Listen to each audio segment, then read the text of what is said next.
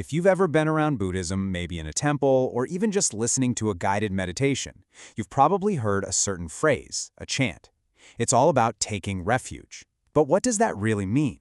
Let's dive into this, because I promise you, it's way more than just repeating some words. And this is it. This is the one. It's the traditional declaration for pretty much all Buddhists. Now, on the surface, it sounds like a pledge, right? Kind of like a prayer. You hear it and think, okay, cool. You believe in the Buddha, his teachings, and the community. Case closed. But that's the big question, isn't it? Is this just the Buddhist version of kneeling down and praying to some higher power? You know, it's a super common assumption, but honestly, it kind of misses the whole point. The reality is, well, it's a lot more practical than that. And the answer is a big, clear no. This isn't about prayer in that traditional sense. Taking refuge is an active, hands-on process. It's really a way to structure your life for real growth. It's all about what you do, not just what you say you believe.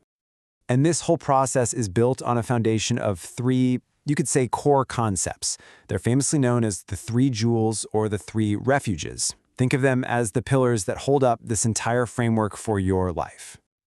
So, here they are, broken down into three simple ideas, or jewels. You've got the Buddha, who acts as the ultimate role model. Then there's the Dharma, which is like the guidebook for the journey. And finally, the Sangha, which is your essential support network. Let's start at the top with the Buddha. So the first refuge is the Buddha himself. But wait a minute, because this is where one of the biggest misconceptions usually pops up. We've got to be really clear about who or what we're talking about here. And this is probably the most important distinction to make. Taking refuge in the Buddha is not about worshiping a god. The historical Buddha was a human being, just like you and me, who figured things out and achieved liberation. He never, ever claimed to be a deity. Instead, he serves as the ultimate proof of our own potential. He's the inspiration. So why do it? Because we all need inspiration, right? Especially when life gets tough. When you're going through it, you can look to the Buddha's life, his story, his struggles. I mean, he faced incredible adversity. His story becomes this source of strength, like a guiding light showing you what's actually possible. So how do you actually do it? Well, the active part is studying his life, really trying to understand his character, and then trying to bring his best qualities, like his incredible compassion, his wisdom, his perseverance, into your own life. He becomes your ultimate role model. Okay, so you've got your inspiration. But what do you do with it? Where do you go from there? And that's exactly where the second jewel comes in. So let's talk about the Dharma and see how this all starts to build. The Dharma, to put it simply, is the Buddha's teachings. I mean, for 45 years, he taught about the reality of life, the nature of suffering, and of course, the path to freedom. It's the what that follows the who. It is, for all intents and purposes, the instruction manual. And why is this so crucial? Well, because inspiration without any direction can just be chaotic, right? The Dharma provides the framework, the actual path to follow. It gives your spiritual practice a real structure and helps you understand the deeper meaning of what's happening in your life. But just like any guidebook, simply reading it isn't enough, is it? Taking refuge in the Dharma is all about active engagement. It means you actually follow the teachings and, more importantly, you practice them in your daily life. You've got to put that guidebook to use.